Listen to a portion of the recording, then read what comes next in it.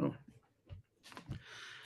All right, welcome everyone. Thank you for joining us again. My name is Alan Levine, CEO of Hasbara Fellowships.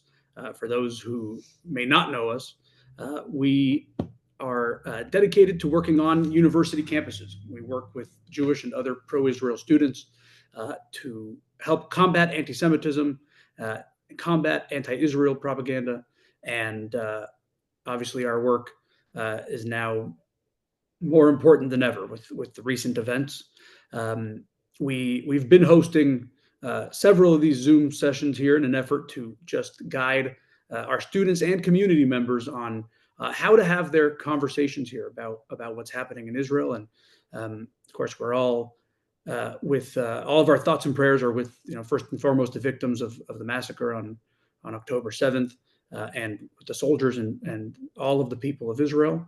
And at the same time, we are focusing our efforts here to make sure that Jewish and all pro-Israel students are safe on university campuses around the U.S. and Canada, and not only safe, but that their voices are heard. And it's a very important time to have our voices heard.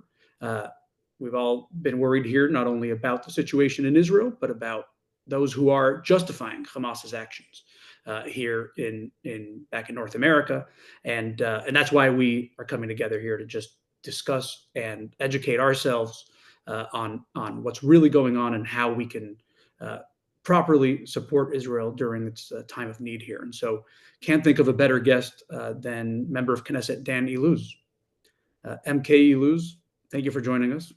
And you joined us a couple of months ago here before we were in crisis, and we are all big admirers of you, since you were a Hasbara fellow when you were at McGill University, and you made Aliyah, joined the IDF, and today you're a member of Knesset, and so I think you very much understand where our community is coming from here, where we not only want to see Israel successful and safe, but also the Jewish communities here in North America need to be safe, and we want to be able to carry the day with our point of view on the university campuses. And so, thank you for joining us. Thank you so much, Alan. And I want to just start by asking you, first of all, how are you? I mean, we woke up to headlines here that there are rockets all over Israel. I think it appears you're taking this call from home, which I assume you have a safe room or a bomb shelter in your building there. Talk to us about that. Are you safe? How does it feel in Jerusalem at the moment? So let's go back a few days ago, because I do think that putting things in context is important, even though I know that everyone on this call is someone who's well knowledged and knows the context. But around, I think now it's 12 days ago, Israel was attacked in the most vicious way that we've ever faced before. We had one day of the Holocaust. That's basically what happened. That was brought to this decade, where we thought that these things would never happen again. So they did happen. 1,400 people of our citizens, by the way, Jews, Arabs, Bedouins, of all types. Most of them were Jews, but there were also others that were affected, were murdered. 200 people, more than 200 people, were abducted into Gaza. And the extent, the number of people that were killed is something that's in one day, is something that was never seen before in Israeli history. It's like taking a whole intifada, and I started being active for Israel. I was in Hasbara Fellowships during the second intifada. So it's like taking a whole intifada, which usually spans over many years, and putting it all in one day. It's also, as I said, the day with the most Jews murdered in one day ever since the Holocaust. But it's not only the extent and the number of people that were killed that's horrifying. I'd say what's even more horrifying is the way they were murdered and the way they were killed. And that's just I don't have any other way to say it than just to say that the face of evil was revealed on this day. We saw Hamas's mask removed, and we saw that the only difference between Hamas, ISIS, and the Nazis is not in their intention, but in their ability to actualize this intention. And you know, in Israel, we were always, and we still are, very, very worried about comparing anything to the Nazis. So what I just said a second ago is something that I don't take lightly. It's not a sentence that I take for PR purposes. We don't take that lightly because we understand that the extreme evil has to be left to extreme cases. But I think that we just cannot deny this right now. The only difference uh, is the ability for them to advance their agenda. For that reason, Israel has made it very, very clear that we cannot continue living with Hamas on our border. We will have to go into military action. We're calling it a war. It's going to be a war. And we're going to have to defeat the Hamas regime. Obviously, Israel follows international law. We'll keep following international law. I know that there's a lot of chatter on that online and in the media and things like that of whether because of this tragedy we'll won't follow international law, and then some criticism already coming in. We'll follow international law. We have no interest in going down to the level of our enemies, but we'll get the job done. We'll eradicate Hamas. And we'll eradicate Hamas not just because we want revenge for the people who were killed, and not just because it's the right thing for Israel, and not just because it's the right thing for the Jewish people, but because it's the right thing for the free world. If such a terror attack is left unanswered, the free world is in danger. Not just Israel, not just the Jewish people, the free world is in danger because it means that terrorists can do what they did and just move on and continue living and do it again and again, and then there's going to be a measured response. Measured, right? I'm using terms that you hear in the media. A measured response, but those measured responses just bring more havoc, more death, more pain, by the way, for both Israelis and Palestinians. So we have no choice now but to do what needs to be done and eradicate Hamas from Gaza. Now, you asked a question, and I gave this whole introduction in order to answer the question. And I'll say, I'm not going to lie. People in Israel don't feel so safe right now. And as a policymaker, I find, to be fully honest, I find it's my responsibility to bring back the sense of safety to the people. But a lot of people feel that there's this sense of security that they've had for a long, long time has been bursted open because we never expected such things to happen. Now, on an objective level, I want to tell you that the Israeli people are safe. We were surprised. We were taken by surprise. There's no use in denying it. We were taken by surprise, and therefore horrible things happened. But ever since, our guards are up. The people in Israel are safe. I know it's not the time to that people want to come for tourism, but whenever you'll want to come back for tourism, know that you'll be safe. And Israel is safe. That one surprise that they accomplished isn't significant of other things. But the citizens, for obvious reasons, which are related to trauma as a nation, national trauma, not necessarily individual trauma, and the surprise that happened, the sense here is of a lot of stress, not necessarily a feeling of safety, but again, it's a subjective thing, which I understand. I'm not criticizing it or anything, but objectively, I can tell you that Israel is very alert. It's very safe, and we are now going to have to move on in order to get the job done. And that's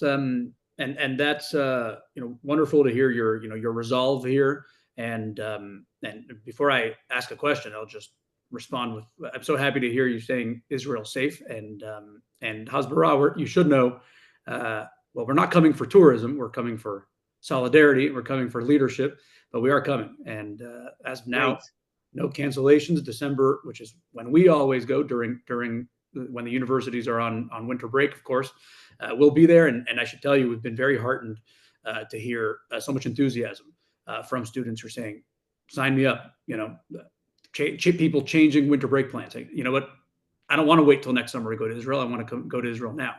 And really a lot of enthusiasm of people who are there is some bravery necessary there, but certainly a lot of solidarity and a lot of enthusiasm to come to Israel as quickly as possible. And glad to hear you're telling me that things are safe and that you feel safe.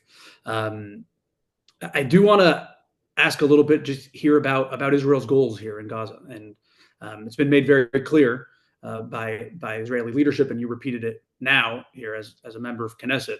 The goal is to remove Hamas, which is not, I think, just to draw a distinction between previous wars. It wasn't necessarily 2014 or 2008 wars against Hamas. The goal wasn't necessarily to remove Hamas at those times. It was to deter. Is that correct? And if you could speak to us a little bit more about what that might look like, a removal of Hamas, and why that needs to be the goal, the objective of the operation here. So over the years, Israel, I think, made a mistake, and it's governments from all sides of the aisle. So now people want to even now. Most of Israel is very united, right? But people that are obsessed with politics, there are a few people like that in every country. So in our Israel, we also have. They already are starting the blame game one to the other.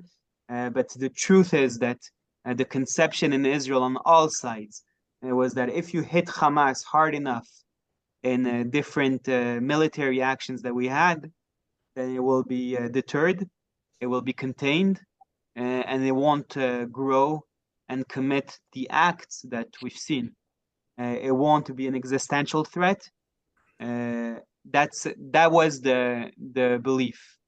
That belief blew up in our face. That's basically what happened.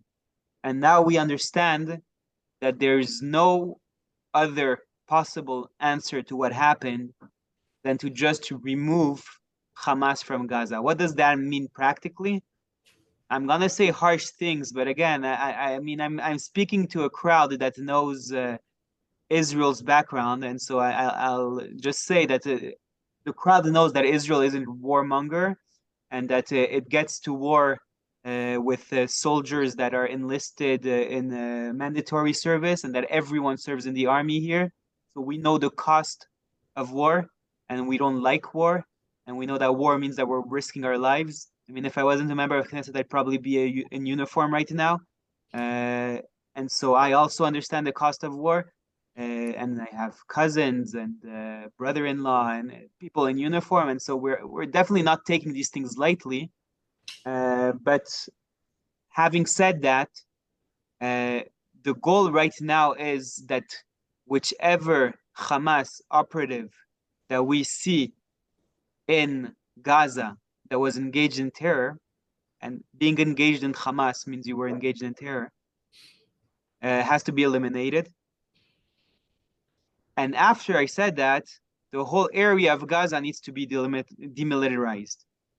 Now, if you want to get into the end game, then the diplomatic plan at the end, I'll be honest, I have no idea. And why am I saying I have no idea? I'm saying I have no idea because right now these things are being discussed at the highest levels. There's no decision that has been made yet. I'm optimistic of the fact that these things are being discussed now and not at the end of the operation, because I think that military operations have to support a diplomatic goal and not the other way around. Like you just get to the end of the military operation and then you don't know what the diplomatic situation is. And so that makes me optimistic. I don't know exactly what the diplomatic situation will be afterwards, but these two things, which is Hamas terrorists either dead or in prison, and if you ask me, when they're fighting soldiers, then I hope that soldiers don't limit themselves when defending themselves. That's one of the goals. And the other goal is the area demilitarized so that it cannot threaten Israel anymore. These two things will be a must. in whatever diplomatic construct is doing afterwards. As Israelis, I can tell you also that I think that one thing that we learned also is not to differentiate between the use of power and the building of power, because that's another mistake that we made. We saw Hamas building arsenals and things like that, and as long as they didn't use them, we turned a little bit of a blind eye to these things. And again, I'm not blaming a certain government, because all governments made that mistake. And this is something that we can't accept anymore. Also, speaking of Hamas's power and how to limit their ability to wage war and I actually don't like saying wage war when we talk about Hamas anymore, because that wasn't war; it was uh, a grotesque massacre. massacre. But I digress. But when we talk about limiting Hamas's ability to be violent, talk to us about the importance of the Philadelphia corridor and whether that's and that would be the strip of land there on the Egyptian Gaza border, right? Which Israel was able to control the other borders of Gaza, but that border uh, is where weapons would come through, and is that figuring in the discussion now? Is there is that going to be one of the first objectives? How does that play in here?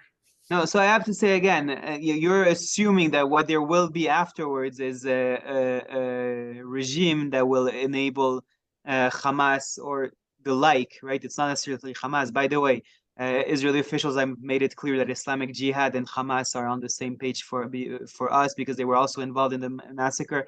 That there could be another group that would come up and get these weapons. I don't think that we're there anymore. We won't accept any situation like that anymore. I mean, the Philadelphia corridor is only relevant if you imagine a regime that's anti-Israel and that wants to attack Israel, that's trying to get weapons. But we won't even allow such a regime to exist anymore. And so the Philadelphia corridor is less relevant, in my opinion. It has to be much more widespread. I will say that over the years, uh, Egypt has been quite positive in dealing with Hamas. I don't think that they were in any way involved in getting them weapons, but things get done behind their nose. And it's not only on the side of Egypt, I have to say, it's also some of the things are go through our own borders, through Erez crossing or Kisufim crossing.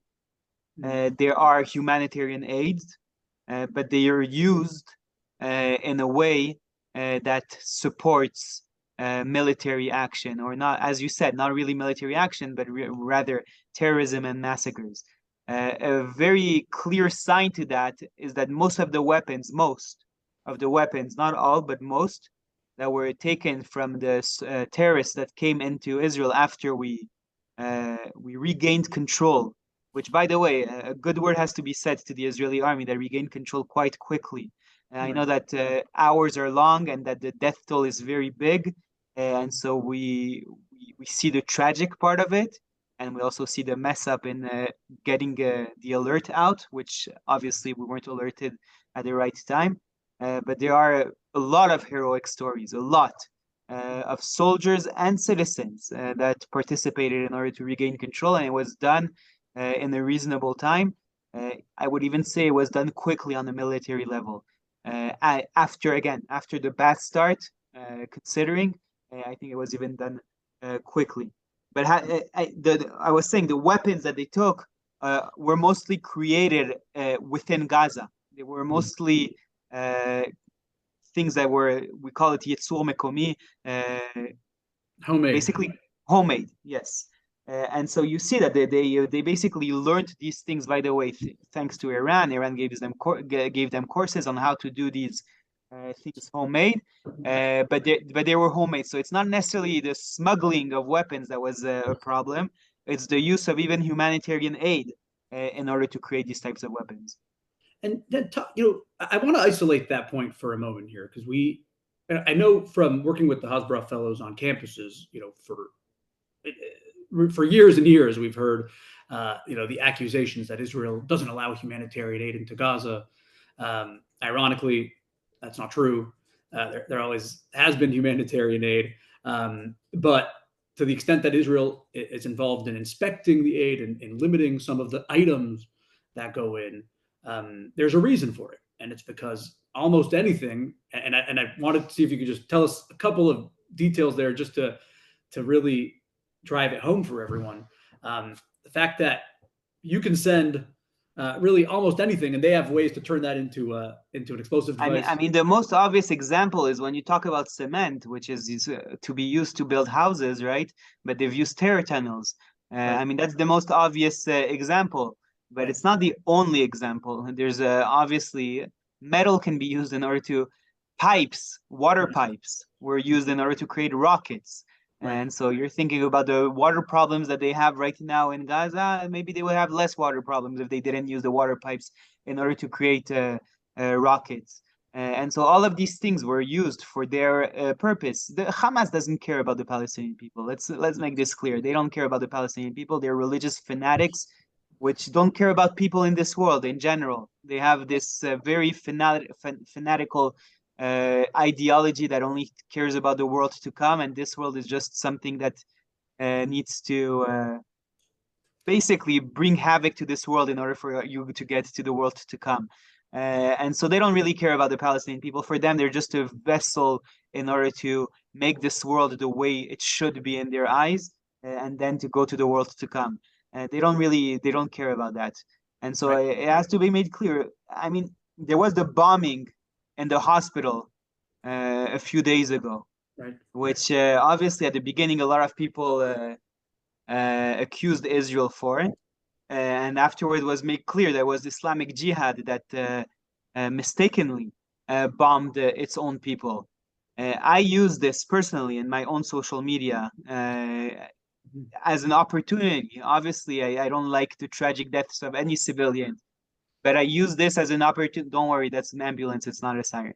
But I don't know if you heard it. But I don't think it uh, was on our end, but okay. okay, If there is a siren, I used it as an great. opportunity to tell the world that Israel cares more about Palestinian civilians than Hamas does, and I think that's a clear fact. It's a clear fact when Israel tells people to go down south because we're about to attack northern Gaza. The people stopping them from doing it are Hamas people. And they know that that won't stop us from attacking because they know that we can't not attack. As I said in the beginning, we cannot. It's not an option. And so we will attack. They just think that if there's more civilians there, there will be more civilian deaths. Israel will look less bad, and the world will pressure Israel, and it will be bad for Israel. So for them, their citizens are just pawns in order to advance their political agenda. Right. Right. I think it's important to note that really no country in the world has a playbook on how to do this, and I don't think any country in the world could succeed in getting humanitarian aid to the people. Hamas steals it no matter what, and I think Israel's up against a challenge here that no other country really has had to take on. So I want to change the subject a little bit here to just talk about Iran and what you're thinking about in the Knesset as the. Of course, there have been for years Iran has been one of the sponsors of Hamas, and now of course there are threats coming from the Iranians that they will escalate this war here. What's the thinking? What are they thinking? What do you think they're thinking? How do we deal with that? How does that factor into Israel's decision making here? The the ideology that I described that Hamas has, which again I said very harsh words, but I stand up to them. I stand by them. Sorry, and that's to say that Hamas is a Nazi. It's a Nazi regime that just they didn't have the opportunity to apply its ideology. That same thing is also true for Iran and Hezbollah, by the way. They have the same ideology. To me, this whole question emphasized the fact that we cannot let Iran have nuclear weapons. I mean, when we've been saying that over and over and over again, people have tried to rationalize with us, and they're saying, okay, but they'll get a nuclear weapon. Maybe they won't use it. We'll know how to deter them, right? Deterrence, that same deterrence that we spoke about with Hamas, and they speak about it also. But now we see what type of ideology is behind these people, and we understand that this isn't an option. So whatever the cost, diplomatically, or unfortunately also militarily, this is something that we cannot allow to happen. I hope that we won't have to go in militarily, because obviously that would be a very difficult war to fight. Right. It's a war that Israel can fight and can win. Uh, I'll just be very clear. Israel can win a multi-front battle, very and come out even stronger than it came in. It's not. I'm not worried about the military action. Just obviously the price of such a military action on our people would be much higher, and so we'd rather not do that. But if the need comes, and the need might come from two ways, whether it's Hezbollah entering the war, even though it got very, very clear warnings not to do so, and the other possibility is Iran taking this as an opportunity to try and run to get nuclear weapons. It won't happen on our watch. It just won't happen. We'll have to intervene. And again, we hope we won't need to, but we'll have to. On this point, I do want to thank world support for being so clear to our enemies that if they join this fight, there's a lot of people that will have our back. And central to that is, of course, the United States. And so I think this is a very, very important message in order to allow for this to stay a one-front battle and not a multi-front battle. Right, agreed. And I think that everyone on this call has been pleased by seeing the White House and President Biden come out really so clearly in support of Israel here, and just as Israel is united, I think America is quite united, and it's easy to lose sight of that when you're in our position. We're sitting on college campuses listening to the most extreme voices, but it's important to remember. They are extreme voices, and that's something I find myself telling our But students. I do want to say one thing, since we're speaking Sure. about to Hasbara fellowships. Sure. American support and Western world support has been tremendous.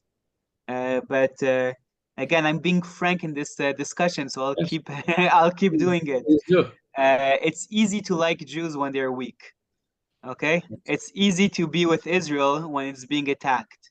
Right. It's easy to like the victim of a massacre. But when we'll be strong, and we will be strong, I promise you, and we'll defend ourselves, we'll need your help, you people from Hasbara Fellowships. Your role in this fight is incredibly important, and I'll tell you why. Israel, I think, is at a point, and I hope, to be honest, where it will do what it has to do regardless of international pressure. Because we're at a point where we were waking up in a way that's, again, right wing, left wing, everyone in Israel. We've been waking up in a way that's very, very strong. But after saying that, it's clear that international support not only helps us right now, but it also minimizes the diplomatic price we'll have to pay in the long term for this war. I hope that there's no diplomatic price for this war. You ask me, I actually believe that a strong response against terrorism and against Hamas will only raise Israel's diplomatic profile, because even other Arab countries that see Israel's strong response against what they see as the Muslim Brotherhood, which is a threat to them, will make Israel more likable to these countries. That's my belief.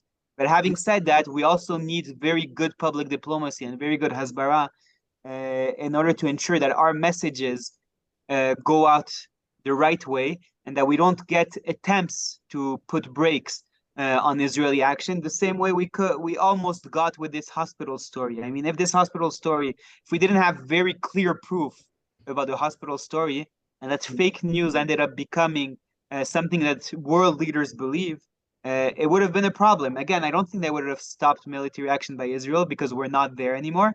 Right. But I do think that it would have been problematic to have a lot of world leaders trying to put brakes on Israel actions. And so your role here is very important on college campuses, on social media, in all of these places, in order to get just the truth. It's not I don't like the word narrative, so I don't use the idea of Israeli narrative, because I don't think that there's a narrative, an Israeli narrative and the Hamas narrative. Let's say in the hospital story, Right. it's not the Israeli narrative and the Hamas narrative. There's the truth and there's lies, Right. and so getting the truths out there is something that you can definitely be very helpful with.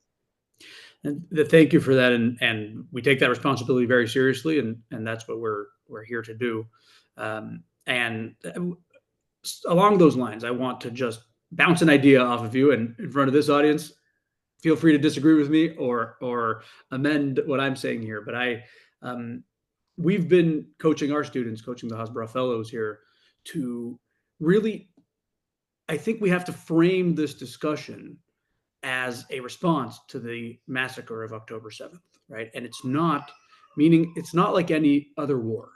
And we shouldn't allow anyone, whether in the media or on social media or our college professors, uh, don't let them just talk about this like it's any other war, right? It's not, because it's not. And this is, here's the story, here's what happened. It's Hamas. In their charter, it says that the day, and I'm almost quoting here, I don't have it in front of me, but the day of judgment will not come until till the day. Help me out if you know it, Dan. But the day that even the rocks and the trees will cry out, "Oh Muslim, there is a Jew hiding behind me. Come and kill him." That is in the Hamas charter. You can Google it in 2 seconds. That's what they've believed for 30 years since they were founded. It's about killing Jews. And when they had the time, when they had the opportunity on October 7th to kill Jews, that's what they did. And I think it's important to get into some of the details and remind people that it was absolutely grotesque to the evil, the hatred necessary to walk into somebody's home and look a 6-year-old child in the face and then commit murder of that child and of the child's parents. This isn't just some other war. It is a really, it was a massacre by a hate group, and this is really about Israel defending the Jewish people. And I mean, let's the we very can't be clear comparison again is with ISIS and with the Nazis. And I don't know anyone in the Western world that doesn't think that the world had to get rid of these regimes. Those are regimes based on hate that want to create havoc. And there's no question that Nazi supporters and ISIS supporters are not welcomed in Western society. I just actually I today I posted a social media video. I'm not trying to plug my social media, right? It's the second time I say this, but if you guys want to go to my social media, you can. Please do. Please look up MK Dan Illouz. Yes. But I just posted something today which uses very harsh language, which you know me, Alan. Other people here don't, but you know that I'm not a harsh person usually. I'm a very polite person. I'm Canadian originally, so I guess Yes. that's where it comes from. But I used harsh language to say that people who support Hamas, that we see in the streets rallying for Hamas, in our cities, whether it's our cities, I don't necessarily mean Israel. I mean Western cities, whether it's Toronto, New York, or all around. People that support Hamas should be made outcasts of society. I don't think that this is a conflict. It's not a conflict. It's a war against an evil regime. It's something that's very clear morally. And if you support Hamas, then I believe that you shouldn't have a job, that you shouldn't have friends, and that you should be made outcasts of society. It's not. It's not. It's beyond just. I even want to say that it's beyond the Ukraine-Russia war, where I think that most Americans see this as a very moral question. But this is beyond this, because you see the evil that you've seen on that one day. Babies burnt alive. Who the hell does that? Sorry for the language, but who does that? Women raped and then shown around in the streets. Who does that?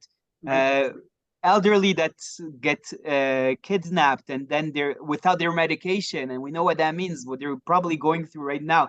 in Gaza, who does that? Who does these things? Right. It's not normal people. And then you ask yourself, who supports these things? Right. Those aren't people you want to be associated with. Those are people that should be made outcasts.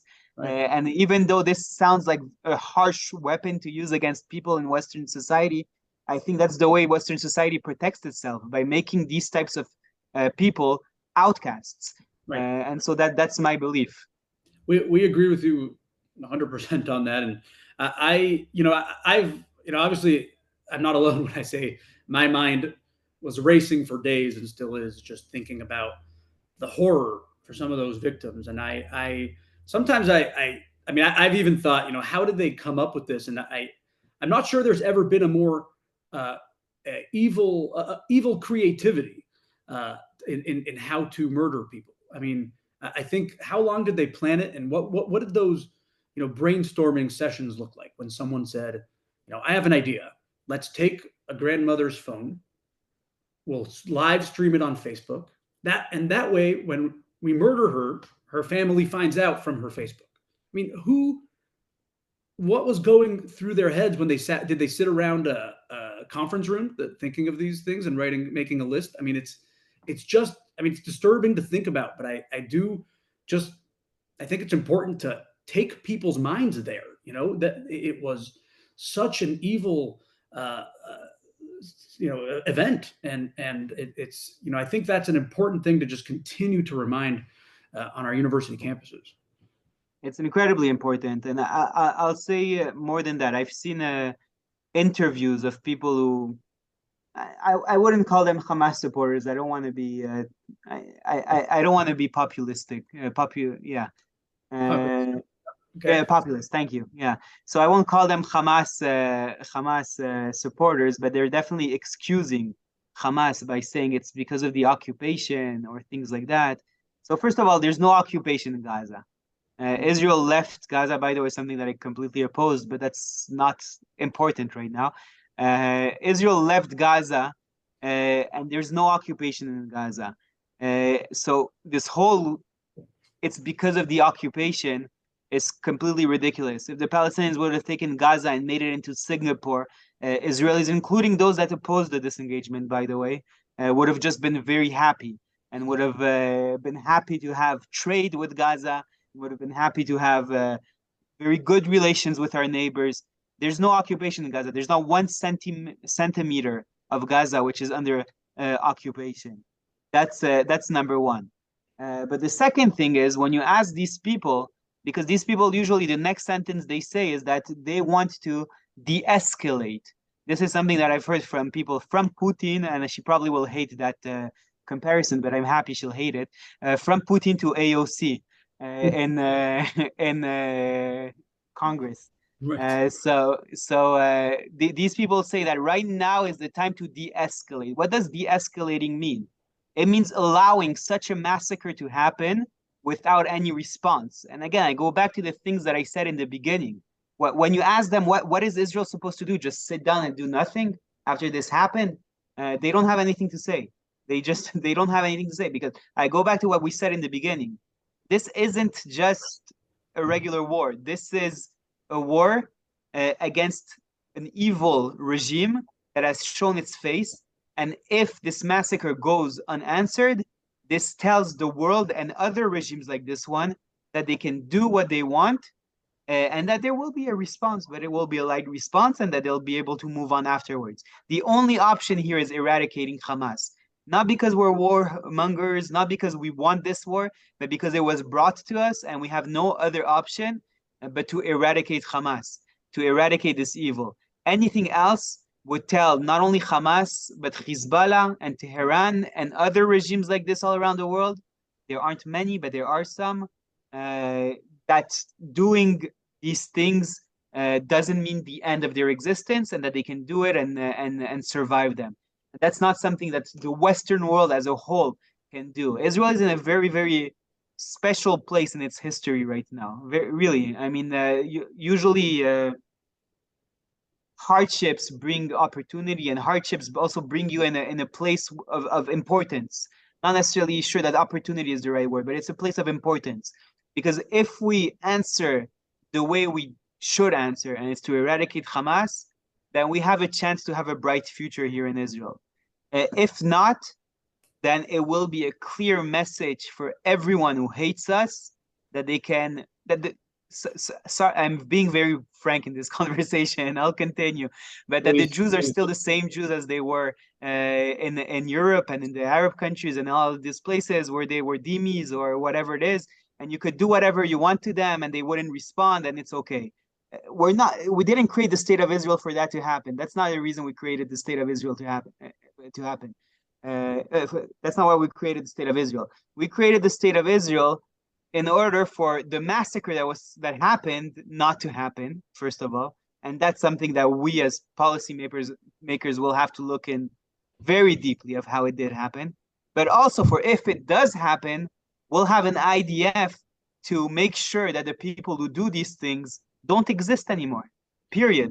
They don't exist anymore, and they won't have the opportunity to do these things anymore.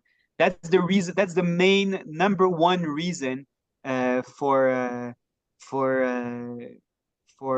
Israel to exist. I see a question. Sorry, it just popped now.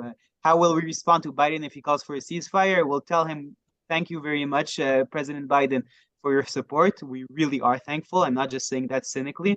We are thankful, but there's no ceasefire with Hamas. There isn't. Hamas will be destroyed. And by the way, I think that Biden and Israel see eye to eye on that because he's been saying the same message. He hasn't budged on that yet. It might happen. I know how the world works. It might happen, but up until today, he has given no reason for us to believe that he will go down that path. But if he does, we'll say we're respectfully disagree, and we'll have to continue defending our people. That's we don't have another choice.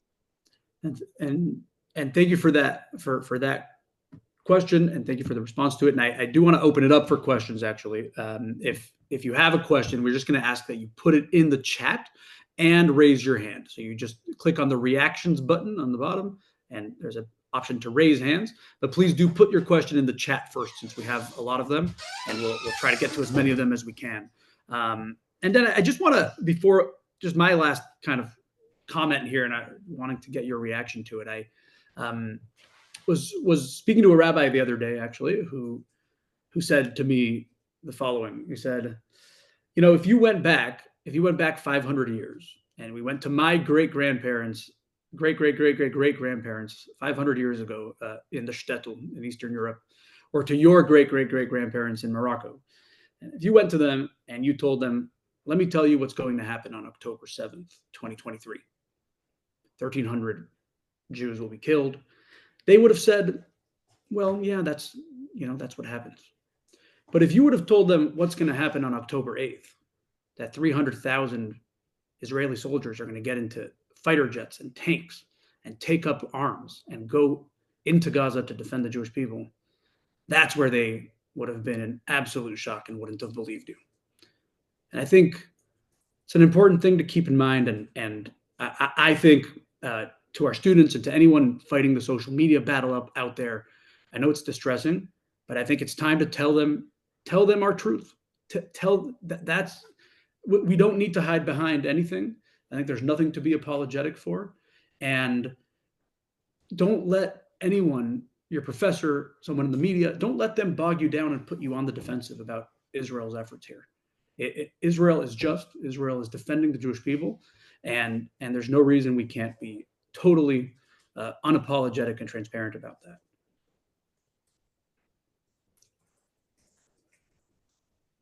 Okay. And if you don't have a reaction, we'll open up for questions. Oh, you want me to react to that? I completely agree with what you said. Of course, I completely agree with what you said. I want to just add maybe one point that we didn't discuss yet, which I think is related also in some way to what you said. In some broad way, but I will say it anyways.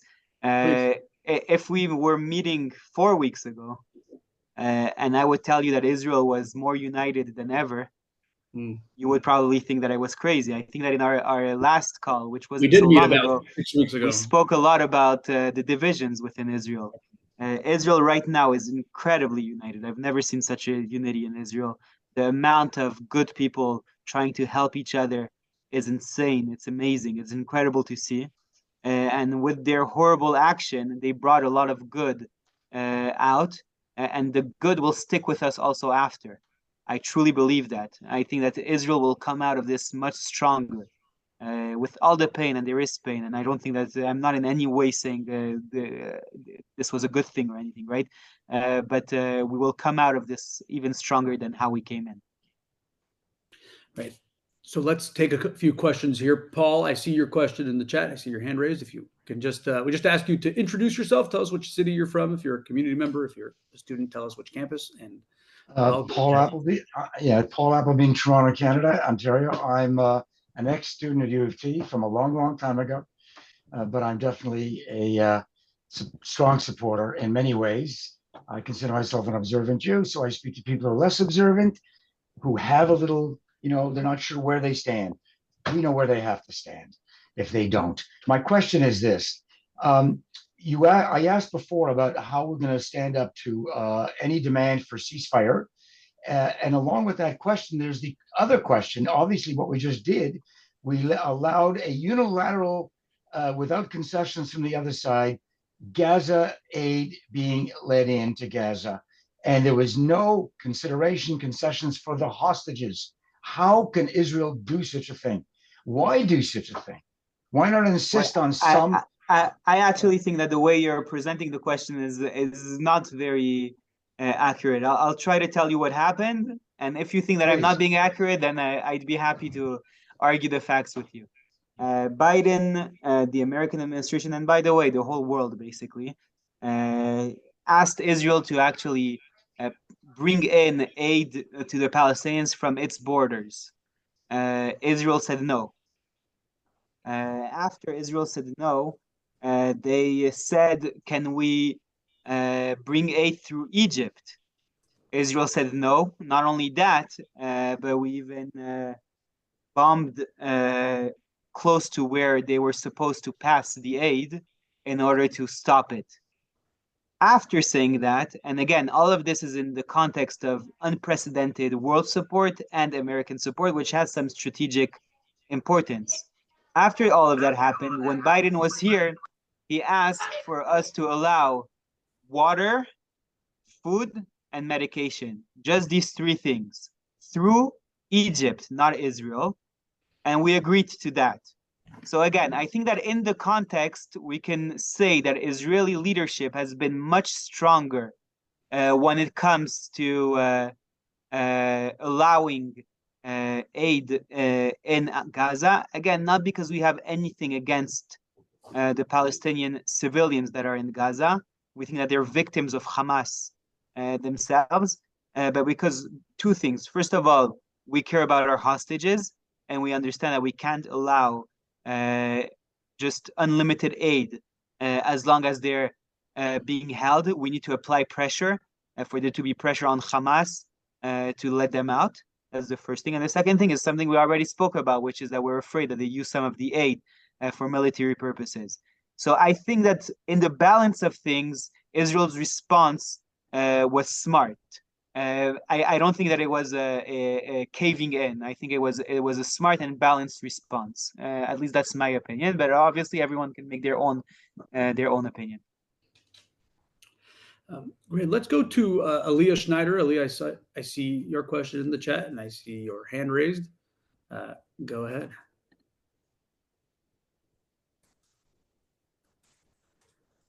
Oh, did we lose you? Oh, no, we did not. Go ahead. No, thank you so much, Mr. Illouz. It's been a pleasure to listen to what you've had to say in such a calm way. And coming from Jerusalem, it means a lot that you've taken the time to speak to all of us. I was really pleased to hear what Alan said at the beginning of the call, which was that students are excited to be coming back. And I know I've spoken to many people in the past week who are ready to come back as well. And I would say that while I'm really happy to hear that, my guess is that especially when a ground invasion begins, as we assume that it probably will at some point very soon, what would you say to students who are more concerned about coming to Israel? How would you encourage them? What would you tell them about coming on the trip this December that I know that Hasbara Fellowships is providing for the students on campus? So I'll start by saying that the world is moving on. I mean, Israel, the life is, sorry, not the world. Life is still going on here in Israel. Businesses are open, people work.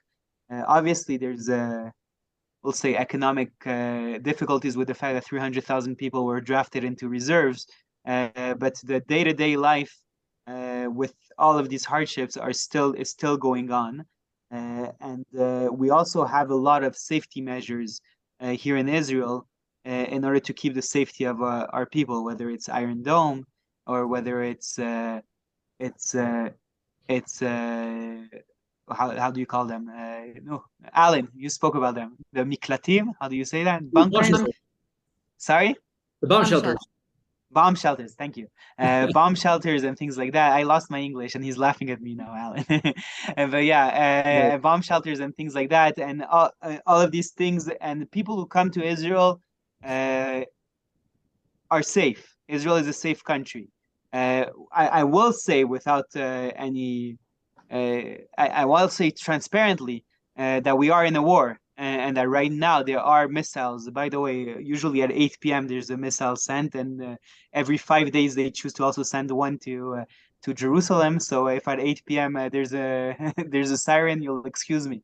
But there are sirens, there are missiles, but it's all within a sort of routine that in Israel we've gotten used to dealing with. Again, I'm not talking about the horrible massacre that there was, and I'm not saying that we'll keep dealing with these things. I hope I'm well understood, but I am saying that we do know how to lead our lives with that shadow, and to do it safely. And so, if people are worried about these things, I would tell them that on the one hand, I understand their worry. I don't want to minimize it, you know. But on the other hand, I can tell them that Israelis go through this all day, every day, and we survive it, and we are strong, and we know how to deal with these things, and they can be confident also as they come on their solidarity mission that they will be. By the way, there's solidarity missions right now coming from high-level people from all around the world, whether it's parliament members from France that I hosted this week. And Gaza rockets don't differentiate whether it's a Hasbara fellow or if it's a parliament member from France, right? And so if they feel confident enough, I think that students can also feel confident enough to come. Thank you. Thank you for that. I want to ask a question here from Rachel that you put in the chat. And so do you think these atrocities can actually change world opinion on what's really going on? She says the rallies and the increase in anti-Semitic attacks tells me that the world has gone mad, and if the world refuses to believe that this is a fight against good, or on the side of good against evil. What do you think of that? So I do think it can. I hope I'm not proven to be naive in the long run. But I think that the response we've seen to the massacres in the last few weeks, since almost 2 weeks since it happened, has been very different than the responses to other things that Israel had to incur. And so I do think that people associate these actions with something that cannot be lived with. They understand also because they dealt with ISIS not long ago, and so they understand that this is something that needs to be dealt with. And they also, I mean, the Holocaust is something that's well known even today in education systems. Maybe not enough, and we hope it was more, but it is well known. And so they also associate with that. And obviously, most normal people don't support the Holocaust. When all normal people don't support the Holocaust, and so that's that. I would say, and again, I hope that my analysis is right. I'm not an expert on this, but I wouldn't worry too much about the rallies of pro-Hamas people. Even though I would fight against those rallies, I would try to make the people going there outcasts, as I said already. And I think that they're morally disgusting. But I wouldn't worry about them because I don't think that they represent a large population You've seen polls in America that are very clear of where the American people stand. Very, very clear. They're never been this clear since I'm born. Even during the Second Intifada, it's never been. Even at 9/11, when America was fighting the same enemy as us, I don't remember. Maybe I'm wrong, but I don't think that they were as clear as they are today. It's very, very clear where America stands, and I'm talking not only about the political leadership, but also about Americans. And so the fact that there are some thousands of people that are morally disgusting. I don't have anything else to say, Right. but that should disgust us, but shouldn't worry us. And I think we need to know how to make the difference between these two things. Right.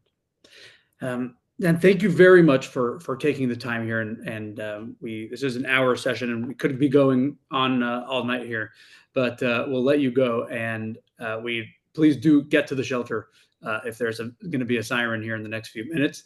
I really want to thank you for taking the time again with us. I know as a member of Knesset, you have a lot on your plate at this time.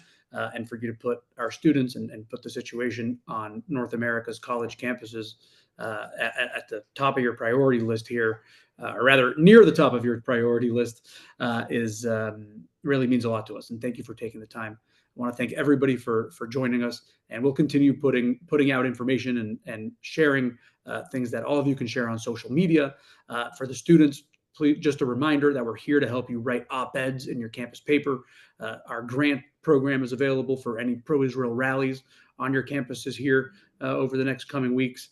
And a reminder that applications are open to become a Hasbara Fellow. Come with us to Israel in December.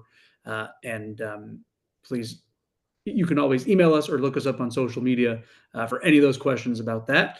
And Dan, thank you again. Thank you, Alan, and thank you everyone for being here.